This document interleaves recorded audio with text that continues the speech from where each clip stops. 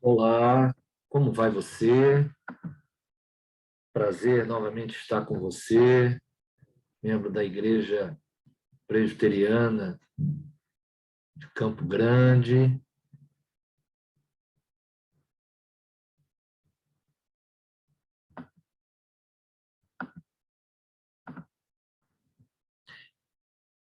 Hoje é dia 5 de setembro e eu estou gravando esse estudo bíblico aqui para vocês, a pedido do meu grande amigo, o Reverendo Alcion. E hoje nós vamos falar sobre o tempo. Tempo é algo que nos acompanha do princípio ao fim. Tempo é uma daquelas categorias que foram tematizadas por filósofos, poetas, né? Tempo, ele é onipresente. Mas, ao mesmo tempo, o tempo, segundo o ensino bíblico, segundo a teologia cristã, o tempo, ele foi criado por Deus. O tempo é parte da criação de Deus, né? E no que concerne a nós outros, cristãos, que vivemos neste mundo, né, sob a batuta constante do tempo, o que nos concerne é entendermos, né, como devemos administrar esse tempo que Deus nos dá todos os dias, né? Então, nós vamos, a partir de uma perícope, de uma passagem bíblica, que se encontra no livro de Eclesiastes, capítulo 3, versículos de 1 a 8, nós vamos procurar entender um pouco melhor, né, como nós podemos administrar sabiamente o tempo, né? Então, se você puder, abra aí a sua Bíblia. Abra a sua Bíblia aí em Eclesiastes, capítulo 3, versículos de 1 a 8, porque é a partir desse texto que nós vamos discorrer sobre esse assunto.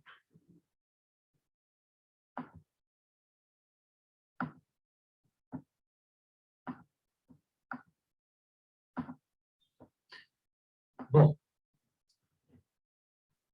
como você sabe, o tempo não nos pertence, né? Tanto é que não temos controle algum sobre ele. Mas nem por isso, aqueles momentos específicos que nós usufruímos na vida, eles são aleatórios, pelo menos nós não deveríamos considerá-los assim, né? Quando nós olhamos, por exemplo, o primeiro versículo do capítulo 3 de Eclesiastes, nós vemos que o tempo, em sua inteireza, já foi determinado, não é? Vários tipos de momentos foram determinados previamente para que nós pudéssemos usufruí-los. O texto diz de forma objetiva o seguinte: tudo tem o seu tempo determinado e há tempo para todo propósito debaixo do céu. Não existe aleatoriedade, não é?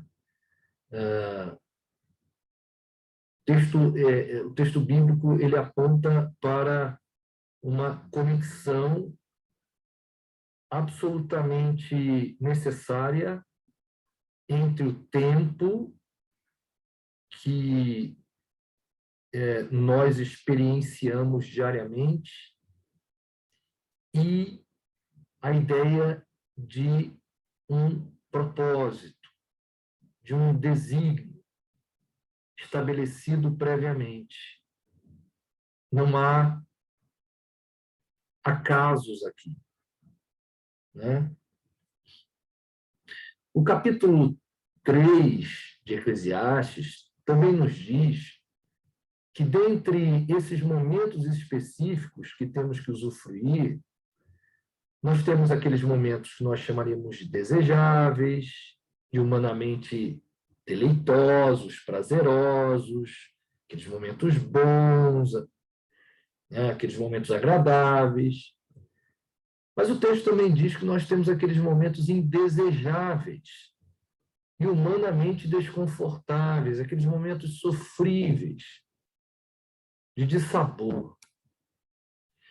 Mas mesmo assim, tanto um como o outro, né, tanto um momento quanto o outro, precisam ser usufruídos no seu tempo certo e sem escapismos, né? O texto mostra que viver de maneira sábia, administrando o tempo, significa vivenciar cada momento da nossa existência de maneira coerente com o que nos é apresentado, né? Isso é viver de maneira sábia. Aliás, essa é a finalidade do livro de Eclesiastes, como de Provérbios também, não é? Nos apontar o caminho da sabedoria, do saber viver neste mundo, né? Porque o caminho da sabedoria, que tem no temor do Senhor o seu princípio, ele também vai se expressar através de outras atitudes e comportamentos no mundo, dentre eles a forma como nós administramos o tempo.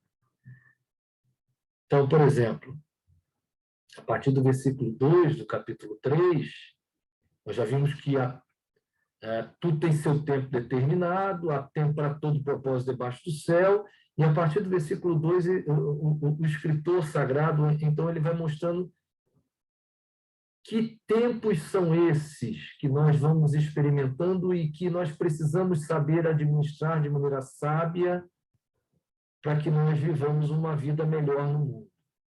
Não só uma vida que agrade a Deus, mas uma vida, digamos, feliz. Aliás, uma coisa demanda a outra, né? Ser feliz no mundo significa viver debaixo do princípio do temor do Senhor, que nada mais é do que viver sabiamente. Viver sabiamente implica também em sabermos administrar o nosso tempo, ou seja, lidar com cada momento de forma coerente com aquilo que nos é apresentado.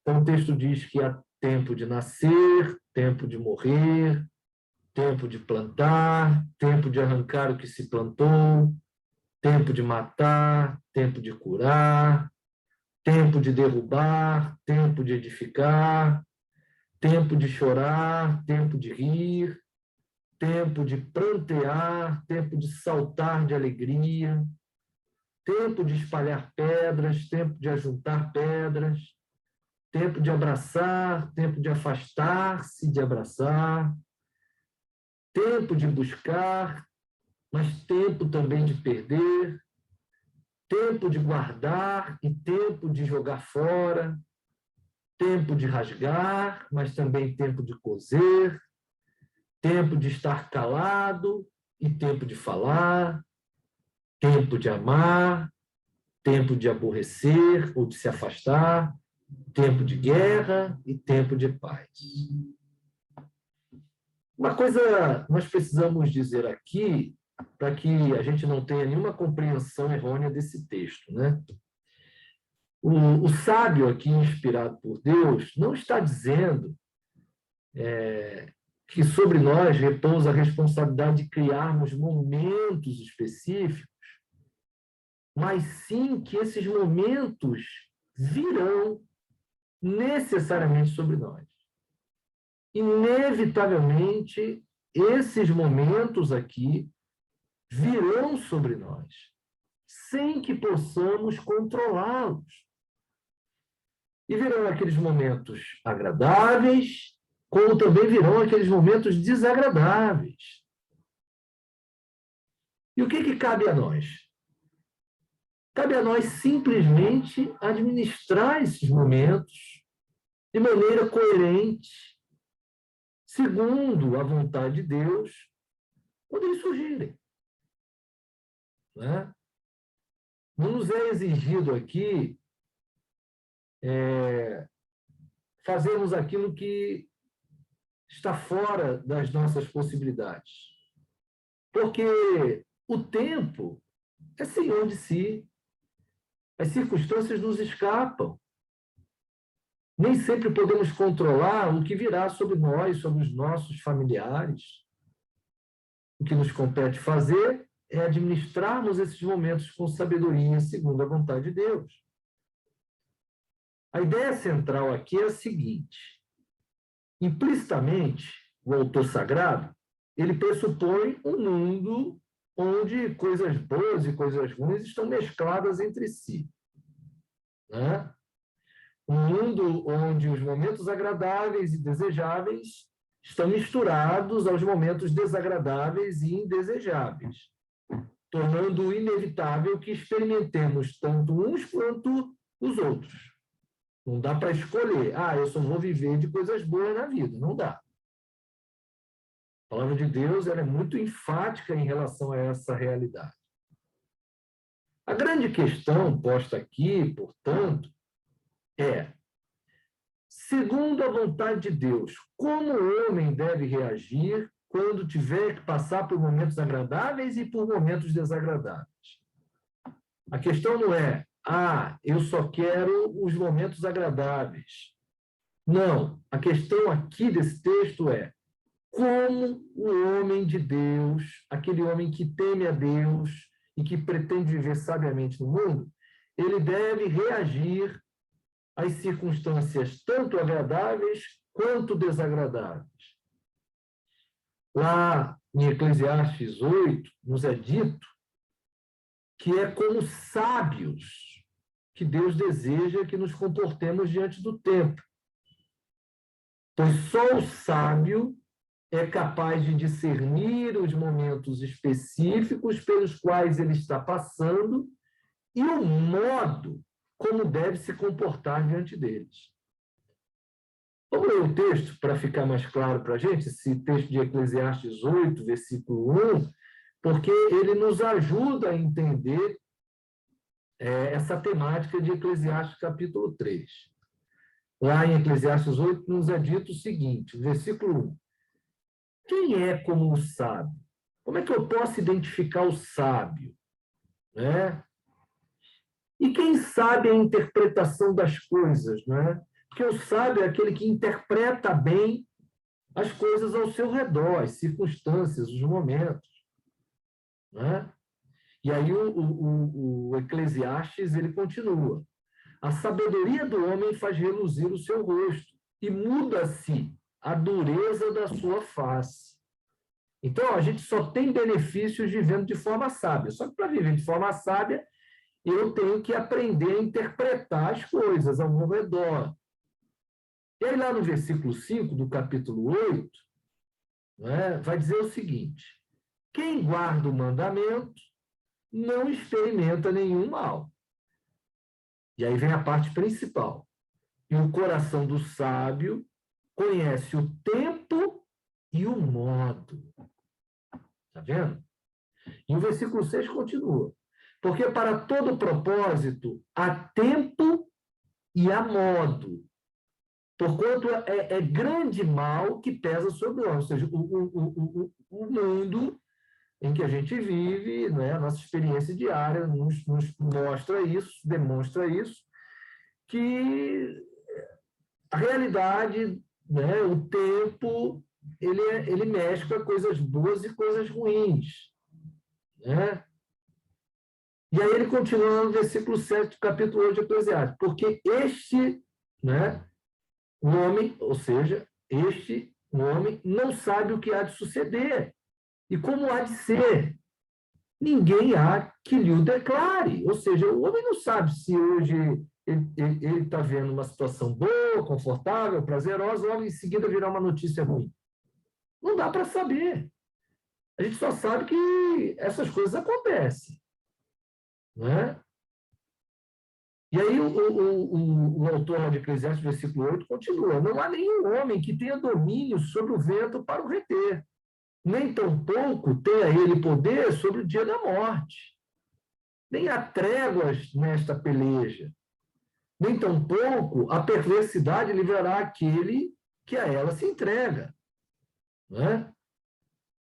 Ou seja, a gente só sabe que o tempo, nosso tempo de vida, ele nos reserva tanto coisas boas quanto coisas ruins, e a gente precisa, como sábios, saber discernir o tempo e saber também o modo como eu devo me portar diante de cada uma dessas manifestações, tanto boas quanto mais. É assim que vive o sábio. Né? Portanto, o bom mordomo ou o bom administrador do tempo que Deus concede é aquele que sabe discernir sabiamente os momentos agradáveis e desagradáveis pelos quais está passando e procura reagir de acordo com cada um desses momentos sem escapismos, ou seja, sem fugir da realidade, entendendo que todos esses momentos eles provêm de Deus ou são consequências, contingências, né, que estão inescapavelmente ligados à experiência do homem no mundo, mas que, em última instância, têm um propósito da parte de Deus, né? E que, por isso, precisam ser acompanhados com resignação e ação de graças. Eu separei, pelo menos, 3 situações aqui que revelam como, eventualmente, nós administramos mal o tempo. Tá? Bom, uma primeira situação de má administração do tempo é aquela dos absolutamente nostálgicos e dos absolutamente ansiosos. Tá? Tem gente que vive revivendo o passado, remoendo o passado. São aquelas pessoas que vivem dizendo: bons tempos foram aqueles da minha juventude, poxa, né? Bons tempos eram os meus. E tem gente que passa a vida na expectativa do futuro. Ou seja, um vive com a cabeça no passado, no tempo passado, e o outro vive com a cabeça no tempo futuro. O que vive com a cabeça no tempo passado é o nostálgico. O que vive com a cabeça no tempo futuro é o ansioso.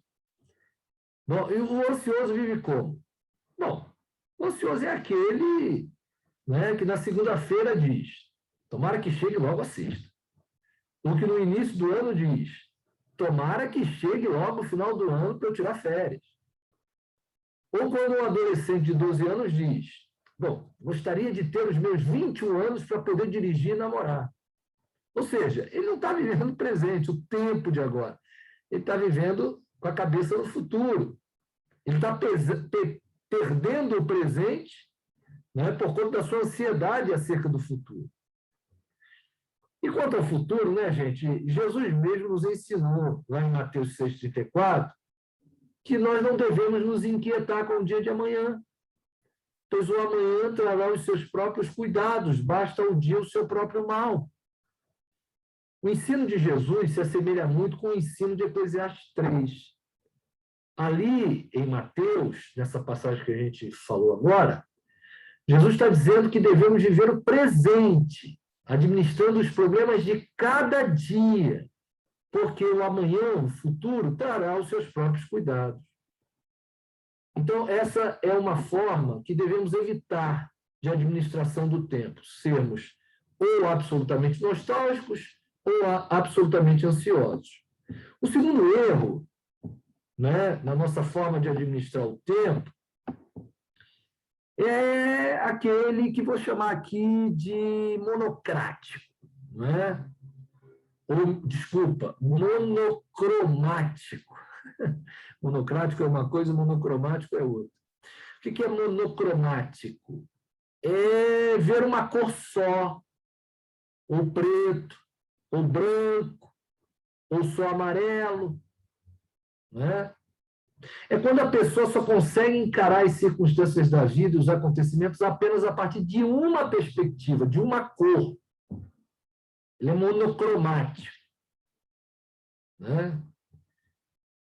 Tem gente que só consegue encarar a vida de uma forma. Então, tem gente que, por exemplo, só consegue ver o lado difícil e negativo da vida. Seriam aquelas consequências da queda, né? Você geralmente vê crente assim, é aquele crente, não, só fala na queda e nas consequências da queda. É claro, a queda nos trouxe consequências terríveis, não é? Mas a palavra de Deus fala também da graça, fala da redenção. A palavra de Deus também fala das coisas boas da criação, né? Não é só a queda, criação, queda e redenção. Bom, a perspectiva dessa pessoa monocromática é sempre de encarar a vida da pior forma possível, né? Isso quando ela vê só sob o prisma da queda, sob o prisma do pessimismo. Para essa pessoa, tudo sempre está ruim. Sua condição psicológica é sempre deprimida ou hipocondríaca, né? Se nasce alguém, essa pessoa diz, pobrezinho, mais um sofredor no mundo. Se alguém contrai matrimônio, essa pessoa diz, pobre coitado ou pobre coitada, mais um futuro infeliz. É aquele pastor que, quando vai pregar um sermão de casamento, ele só fala em divórcio, né? É só nisso. Só adverte, não há espaço para falar das coisas boas do matrimônio, né? Se alguém doente tem uma melhora, essa pessoa diz, pobre, iludido, vai morrer mesmo. Já tem gente que é o contrário, né? Não consegue encarar o lado miserável e, portanto, difícil, né? O lado doloroso da vida. Para essas pessoas, né, a vida é uma permanente festa. Tudo é motivo de celebração e otimismo. As consequências da queda nunca são encaradas seriamente, né? É aquele que só vê o lado bom da vida também, né? Se alguém fica doente, vamos celebrar. Se alguém vai preso, vamos celebrar. O Chile foi abalado por um terremoto, vamos celebrar. Se alguém pecou, é motivo de celebração. Se alguém morre, motivo de celebração. Né? Ou seja, não há espaço para o luto, né? Você não pode chorar num velório porque crente não chora com a morte. Ou seja, é também uma distorção do tempo, da forma como se deve administrar o tempo, sabiamente. Administrar o tempo dessas duas maneiras não se enquadra na maneira que agrada a Deus. Lá em Romanos capítulo 12, versículo 15, por exemplo, o apóstolo Paulo nos ensina como devemos reagir aos momentos contrastantes da vida, né? Então, ele diz assim, alegrai-vos com os que se alegram e chorai com os que choram. Ou seja, quando nós mesmos ou as pessoas ao nosso redor estiverem sofrendo, o correto é que soframos juntamente com elas. Mas quando nós mesmos ou as pessoas ao nosso redor estiverem alegres, correto também é que celebremos juntamente com essas pessoas, pois há momento para tudo. Não é? Uma terceira possível situação de má administração do tempo é aquela marcada pelo descontrole emocional ou também pelo descontrole espiritual. Quando nós fixamos a nossa mente e vontade em determinados momentos da vida, a ponto de não querermos vivenciar os demais momentos que não se encaixam no nosso quadro de preferências. Quando nós fazemos isso, nós não estamos administrando bem o tempo de maneira sábia. Por exemplo, num dia de 24 horas, existem situações espontâneas que envolvem momentos de divertimento e lazer, como também envolvem momentos de seriedade e dever. Momentos de atividade e vigília, momentos de relaxamento e descanso, momentos para nos alimentarmos, mas também momento de gastarmos as calorias provenientes de nossa alimentação, né? Então, existem momentos contrastantes. No entanto, quando uma pessoa resolve tirar o dia inteiro só para se divertir, né? Ou só para trabalhar ou estudar, essas pessoas não estão administrando de maneira sábia o tempo. Ou quando essa pessoa tira o dia inteiro só para dormir, ou o dia e a noite só para brincar ou trabalhar, né? Ou ainda quando ela tira o dia inteiro só para comer, ou o dia inteiro só na academia, né, para gastar as calorias. Essa pessoa não está administrando o tempo que Deus deu a ela de maneira sábia. Ela tá, na verdade, sendo reducionista. Esse descontrole também acontece a longo prazo. Por exemplo, quando alguém passa os 7 dias da semana, os 30 dias do mês, ou os 365 dias do ano, só buscando enriquecer através do trabalho, só para juntar dinheiro, negligenciando os demais momentos, né? Seja junto à família, aos amigos, né? Isso também é uma forma de descontrole e má administração do tempo. Por isso que o apóstolo Paulo, lá em Efésios 5, versículos 15 a 21, mais uma vez nos adverte sobre a melhor maneira de administrarmos os momentos, evitando toda forma de descontrole ou excesso. E uma das melhores formas de administrarmos bem o tempo, segundo o apóstolo Paulo, é evitarmos excessos e descontroles, né, através da plenitude do Espírito. Né? Em Efésios 5,15, por exemplo, a partir do versículo 15 até o 21, ele diz assim: portanto, vede prudentemente como vocês estão vivendo, não como nécios, e sim como sábios. E como é que é viver como sábio e não como nécio? Remindo o tempo, porque os dias são maus, ou seja, sabendo aproveitar bem o tempo, porque os dias são maus. Por essa razão, diz o apóstolo Paulo, não vos torneis insensatos, mas procurai compreender qual seja a vontade do Senhor. Né? Por exemplo, a vontade do Senhor, diz o apóstolo Paulo, a partir do versículo 18, é que você não viva aí embriagado de vinho, no qual há dissolução, mas que você se encha do Espírito. Né? E quando você se enche do Espírito, você vai viver salmodiando, entoando louvores de coração ao Senhor, hinos, cânticos espirituais. Quando você se enche do Espírito, você vai estar aproveitando da melhor forma possível o tempo, seja os momentos difíceis ou bons, porque você vai estar sempre dando graças a Deus por tudo, em nome de Jesus Cristo. Você vai estar aproveitando sempre bem o tempo, independente se os dias são bons ou são maus, porque haverá uma sujeição mútua entre você e as pessoas com quem você convive, né, no temor de Cristo. Né? Então, se você tiver que chorar, você vai chorar. Se você tiver no momento alegre, você vai se alegrar. E você vai viver de forma sábia, administrando o tempo sabiamente. Bom, concluindo esse breve estudo, né, podemos dizer que, além de ser a vontade de Deus, né, administrar sabiamente o tempo que Ele coloca em nossas mãos, discernindo cada momento e reagindo adequadamente a cada um deles, sobretudo na prática do bem e nos enchendo do Espírito dele, né, além de ser a vontade de Deus isso só vai nos trazer benefícios.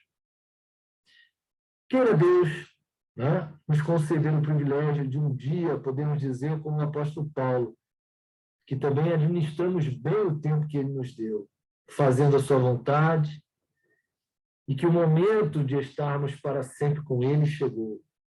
Né? Lá na segunda epístola a Timóteo, capítulo 4, versículo 6, é exatamente isso que o apóstolo Paulo nos diz.